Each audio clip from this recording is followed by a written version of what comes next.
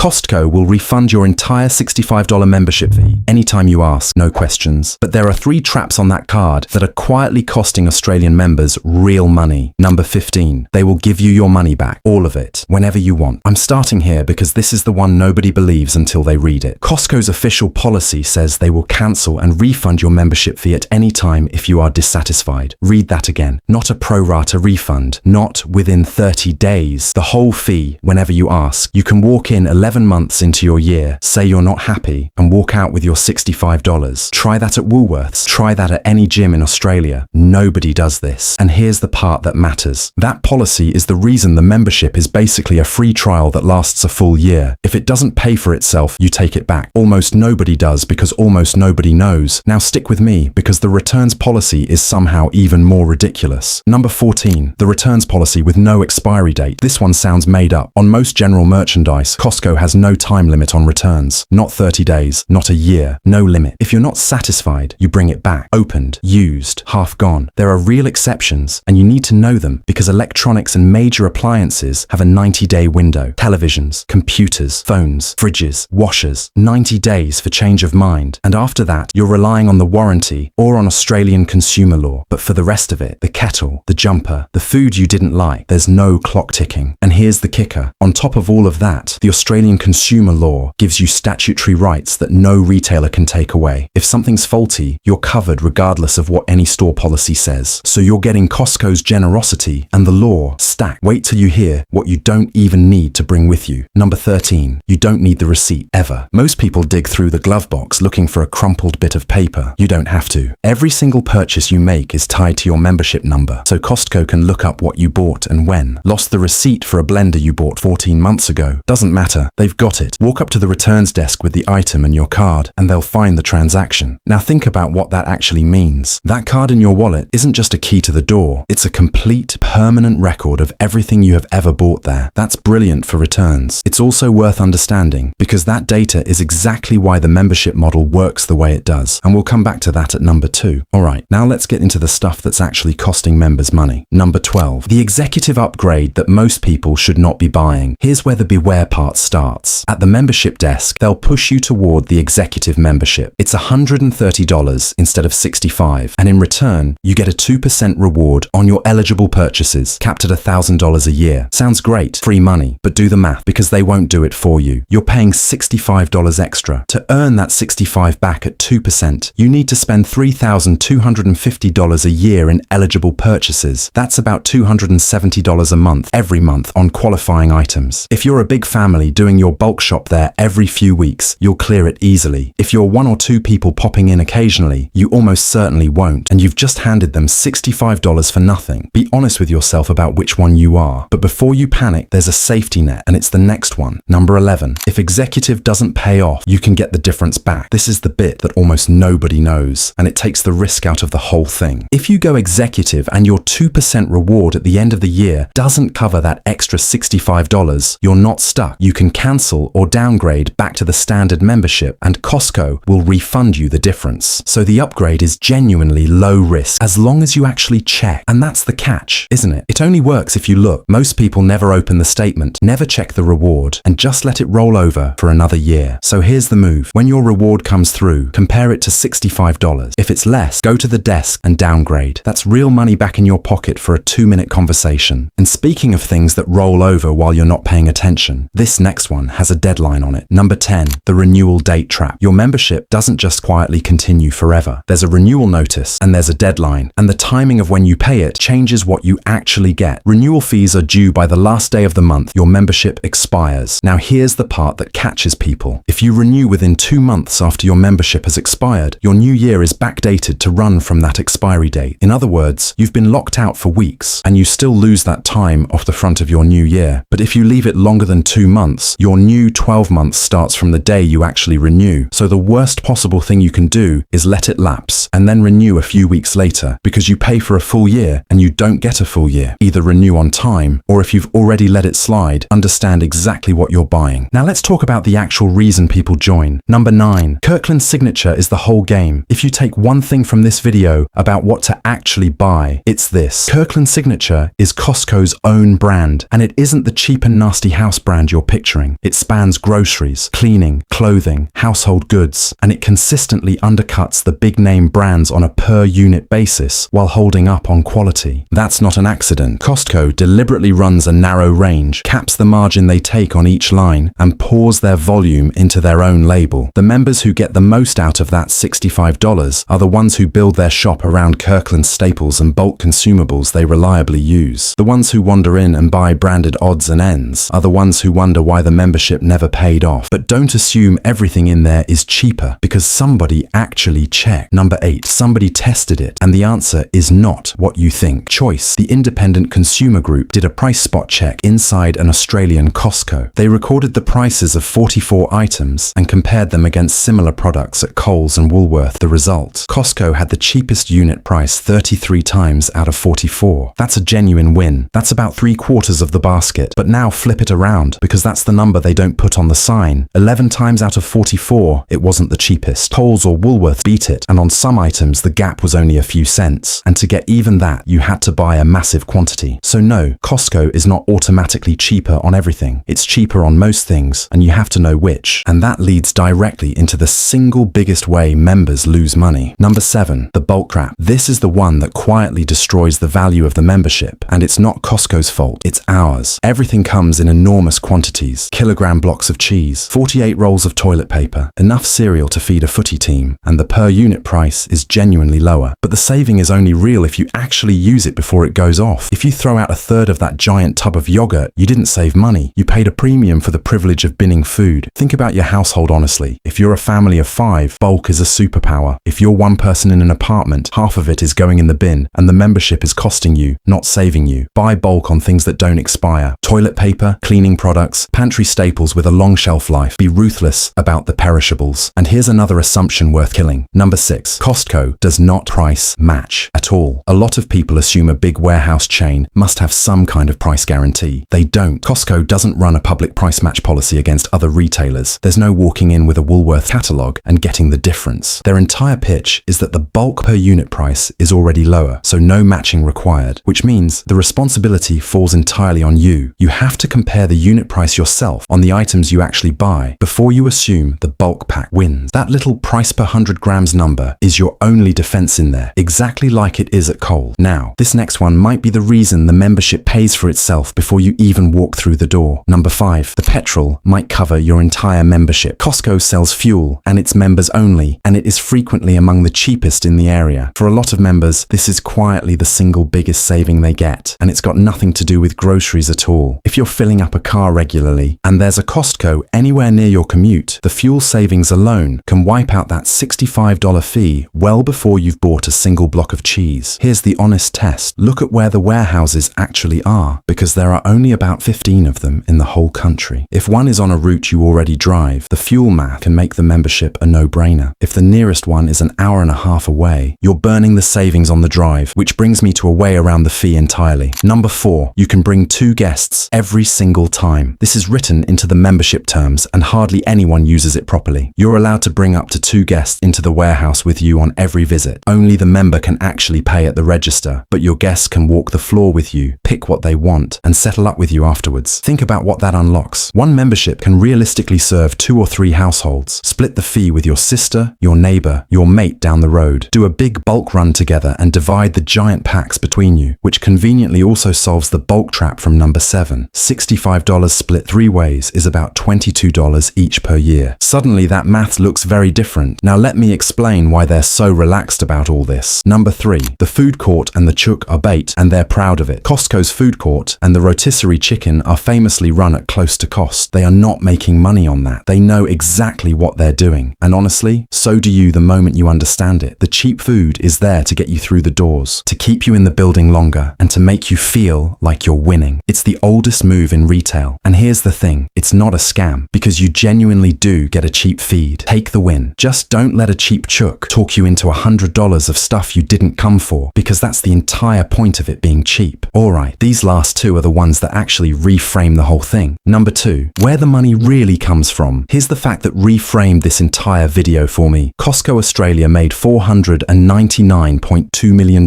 in after-tax profit in the latest financial year. Aldi made $403.7 million. Costco Costco out-earned Aldi. Now hold on, because here's the bit that should make your jaw drop. Aldi has more than 600 stores across this country. Costco has around 15 warehouses. 15. And they made more money. So how? Because Costco's business model is fundamentally different from every supermarket you know. They deliberately keep the margin on the products low, sometimes almost nothing. And the membership fee is doing an enormous amount of the heavy lifting. That's why they can afford to refund your fee, take back your used blender, and sell you a chicken at cost. They're not really in the business of selling you groceries at a markup. They're in the business of selling you the card. And once you understand that, you finally know how to win. Number 1, making the card pay for itself. Everything I've told you helps a bit on its own, but run it all together, deliberately, and the $65 stops being a cost and turns into something Costco is perfectly happy for you to do. They just don't advertise it. Here's exactly how I'd approach it. Start by being brutally honest about the math before you even join or renew. Where's your nearest warehouse, and is it on a road you already drive? If it is, the fuel savings alone might cover the fee. If it's 90 minutes away, stop right there. This isn't for you, and that's fine. Then split it. Bring your 2 guests, share the membership across households, divide the bulk packs, and cut your cost per person to $20 or so. Build the shop around Kirkland staples and long-life bulk consumables, not perishables you'll bin, and check the unit price on your actual items rather than assuming the big pack wins, because 1 in 4 times it doesn't. If they push you to executive, do the sum. $3,250 a year in eligible spending, or don't bother. And if you did go executive and the reward comes in under $65, walk up to the desk and downgrade to get the difference back. And here's the safety net under the entire thing. If at the end of all that, the card genuinely didn't pay for itself, you go to the membership counter, you tell them you're not satisfied, and you get your $65 back. That is their actual written policy, which means if you're paying attention, a Costco membership is very close to risk-free, and the only people it costs are the ones who never do the maths and never ask. Coles and Woolworths will never offer you any of this because they don't have to. They've got you either way. Costco has to earn that card back off you every single year. Now you know how to make them, so do me a favor. If even one of these 15 was new to you, smash that like button so more Aussies see it, and hit subscribe because I'm doing Woolworths and Bunnings next and you do not want to miss those. And tell me down in the comments, are you a Costco member and has it actually paid for itself? I read every single one. See you in the next one.